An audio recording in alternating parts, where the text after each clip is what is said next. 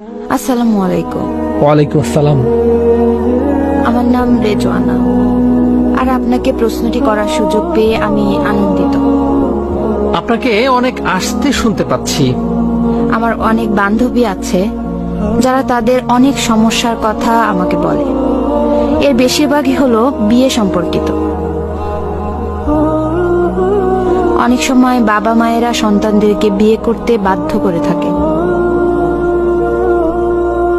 সামাজিক রীতিনীতির কারণে, অথবা ছেলে শিক্ষিত, বিত্তশালী, বাড়ির মালিক, ভালো চাকরি করে, এই সকল বিষয়ের জন্য। আমার প্রশ্ন হলো, বাবা মায়েদের কতটুকু অধিকার আছে সন্তানদেরকে বিয়েতে বাধ্য করার, বিশেষত এমন বিয়ের ক্ষেত্রে যেখানে মেয়ের সম্মতি থাকে না? ওকে, প্রশ্নটি শেষ হয়েছে? প্রশ্নটি এতটুকুই, তাই না? ঠিক আছে, আমি পরিষ্কারভাবে বলছি, ইসলামে কারোরই অধিকার নেই কাউকে অন্য কারো সাথে বিয়েতে বাধ্য করার। আর যদি একটি বিয়ে সংঘটিত হয় যাতে উভয় ব্যক্তি যারা বিবাহ বন্ধনে আবদ্ধ হচ্ছেন তারা যদি তাদের নিজের 100% স্বাধীন ইচ্ছায় বিয়ে না করেন, তাহলে সেই বিয়ে বাতিল হয়ে যাবে। আল্লাহর কাছে এটা বৈধ বিয়ে হিসেবে গণ্য হবে না। এটা আসলে একটা প্রধান মূলনীতি। বিয়ে হলো একটা চুক্তি। আমাদের ধর্মে এমন চুক্তি বৈধ এখন যাতে কেউ প্রবেশ করে তার নিজের স্বাধীন ইচ্ছায়। এখন বাবা মায়ের আনুগত্য করতে হবে, কিন্তু বাবা মায়েদের কোনো অধিকার নেই তাদের মেয়েকে এমন কাউকে বিয়ে করতে বাধ্য করার। বাবা মায়েদের এমন কোনো অধিকারও নেই তাদের মেয়েকে বিয়েতে বাধ্য করার জন্য এই ধরনের মানসিক চাপ প্রয়োগ করার, যেমন এটা আশীর্বাদ স্বরূপ এসেছে আর তুমি আল্লাহর কাছ থেকে আসা আশীর্বাদ ফিরিয়ে দিচ্ছ, এই আশীর্বাদ ফিরিয়ে দেয়া তোমার জন্য হারাম। এই ধরনের সকল কথাই নিরর্থক। ইসলামের সাথে এর কোনো সম্পর্ক নেই। ইসলাম এসেছে মানবতার মুক্তির জন্য এবং ব্যক্তি সত্তাকে মুক্তি দেওয়ার জন্য, আর এটা সন্তানদেরকে দাস দাসীতে পরিণত করেনি। এরকম অবস্থা আমাদের কন্যা সন্তানদের জন্য অবমাননাকর এবং এটা বন্ধ করতে হবে। আমার জানা নেই এটা কোত্থেকে এসেছে, হয়তো এটা এসেছে অন্য কোনো ধর্ম থেকে, কিন্তু এটা ইসলাম নয়। ইসলামের এর সাথে কোনো সম্পর্ক নেই। উপরন্তু এটা ইসলামের উপর একটা আক্রমণ। নিঃসন্দেহে এটা ইসলামের উপর একটা আক্রমণ। বিয়েটি বাতিল বলে গণ্য হতে পারে, বিয়েটি অকার্যকর এবং অসার বলে গণ্য হতে পারে, কারণ এটা একজন নারীর স্বতঃস্ফূর্ত স্বাধীন মতামতের ভিত্তিতে সম্পন্ন হয়নি। এখন এক্ষেত্রে একজন ওয়ালির সম্পৃক্ততা প্রয়োজন, অর্থাৎ যখন একজন মেয়ে বিবাহ বন্ধনে আবদ্ধ হতে চায় তখন তার পরিবার, তার অভিভাবকের অনুমোদন প্রয়োজন। কিন্তু প্রকৃতপক্ষে এটা চূড়ান্তভাবে মেয়েটির ইচ্ছাধীন যে সে বিয়েতে ইচ্ছুক কিনা। সে বলবে হ্যাঁ, সে বলবে না, আর সেই না বলাটি প্রকৃতপক্ষেই তার কাছ থেকে আসতে হবে। শুধু তাই নয়, কি পরিমাণ মোহরানা তাকে দেয়া হবে এবং কখন এটা দেয়া হবে, এই বোঝাপড়া হতে হবে বাবা এবং মেয়ের মধ্যে। আর আরো সামনে গিয়ে আমি বলতে চাই, আমি পরোয়া করি না যদি এজন্য আমি বিপদে পড়ি, কারণ সত্যকে সত্য হিসেবেই উপস্থাপন করতে হবে।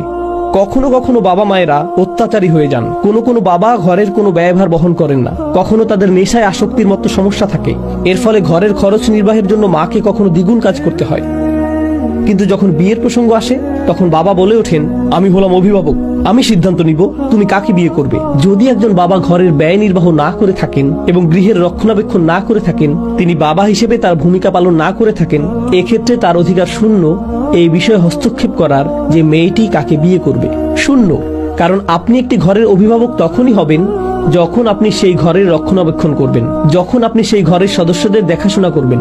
আপনি নিজেই যদি সেই ঘরের প্রতি অত্যাচারী হন, তখন আপনি আংশিকভাবে ইসলামের একটি অংশ নিয়ে বলতে পারবেন না যে আমি এখন কর্তৃত্ব দেখাবো। এটা অত্যন্ত গুরুত্বপূর্ণ একটা বিষয়। আমার কথাগুলো এখন নিয়ে কেউ অপব্যবহার করতে পারে, বিশেষ কোনো পরিবারের উদ্বুদ্ধ কোনো পরিস্থিতির উপর। সে বলতে পারে, নোমান আলী খান এটা বলেছে, আমাকে তোমার কথা মতো চলতে হবে না। এতে আমি সমস্যায় পড়বো না, সমস্যায় পড়বেন আপনি। আপনি যদি এমনটা করেন তাহলে সুযোগের অসৎ ব্যবহার করা হবে।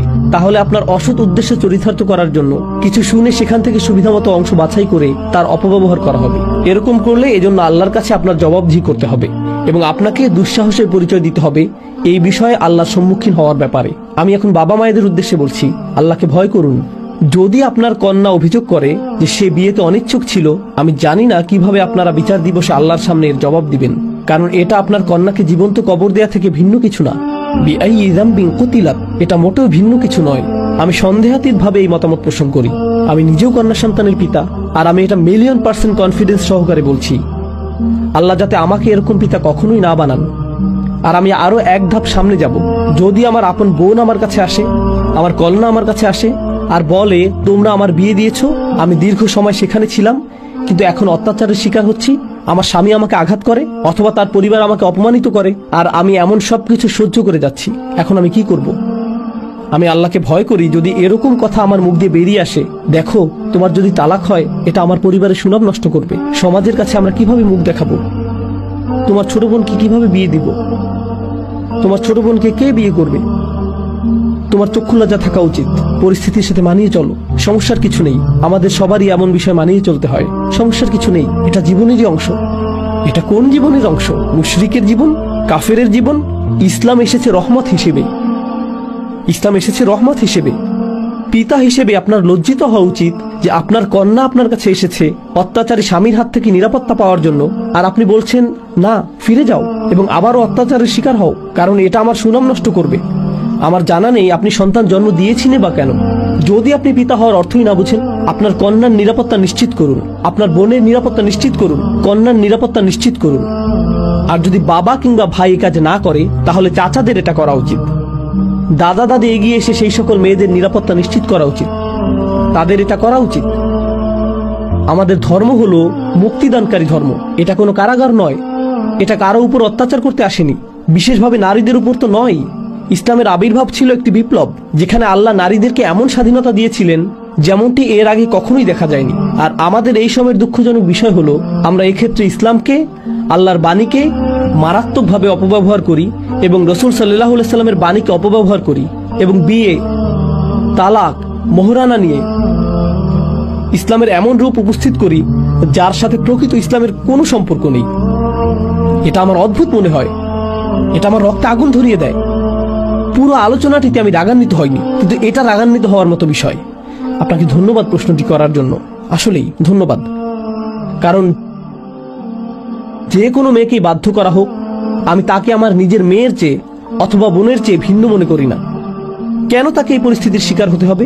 আমি এর জন্য জান প্রাণ দিয়ে সংগ্রাম করব যাতে তাকে এই পরিস্থিতির শিকার না হতে হয়। পিতামাতার উদ্দেশ্যে আল্লাহ যত কিছু বলেছেন, পিতামাতাকে সম্মান জানাতে হবে, পিতামাতাকে মর্যাদা প্রদর্শন করতে হবে, হ্যাঁ, কিন্তু মা বাবাদের এটা মনে করা উচিত না যে তারা কোনো ধরনের দেবতায় পরিণত হয়ে গেছেন যার উপাসনা করতে হবে। আল্লাহ আপনাকে এই সন্তানের জন্য দায়িত্বশীল বানিয়েছেন, তিনি আপনাকে এই সন্তানের মালিক বানাননি। আমি জানি না কোন ধর্ম এটা, কিন্তু এটা ইসলাম নয়। দুঃখিত, আমি কিছুটা রেগে গিয়েছি, কিন্তু এই বিষয়টা রেগে যাওয়ার মতো। আপনার প্রশ্নের জন্য ধন্যবাদ।